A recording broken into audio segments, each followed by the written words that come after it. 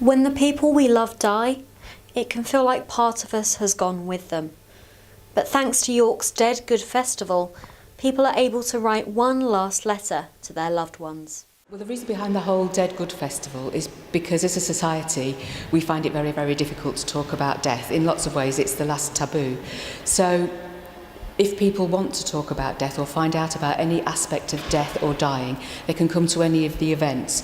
But one thing that people often experience is when they've been bereaved is there's things that they wanted to have said to that person.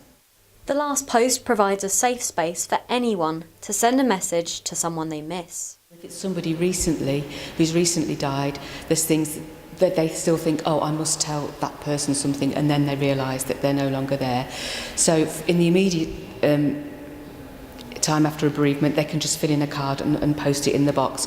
But on the other hand, there might be somebody who's lost a loved one years ago and they just want to update them on their life. So if they've had new grandchildren or if people have got married, it's just kind of a life update really, and that goes into the box as a message to that person. Mary from Osbaldwick wrote the following letter. Good morning, my darling. How I miss you. You were my strength and mentor. But you still are. I never fully realised what a great guy you were. You will stay in my heart forever. Love, Mary. So who is our letter addressed to? I wrote it for my husband John, who died almost 3 years ago this coming August. Quite unexpected.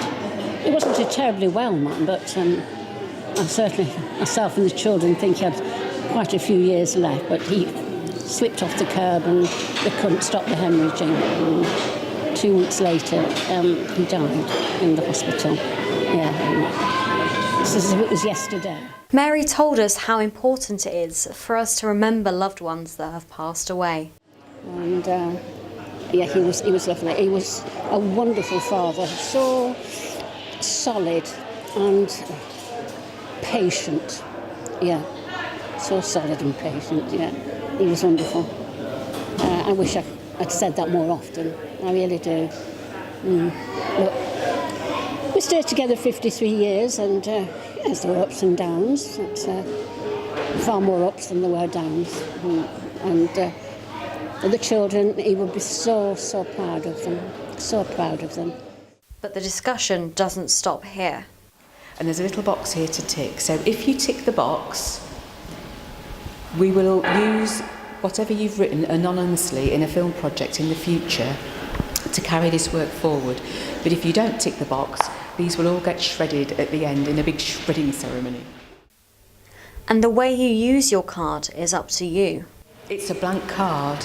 If you don't want to write anything, you can draw a picture, you can draw a smiley face, you can put anything on this card. It doesn't have to be text.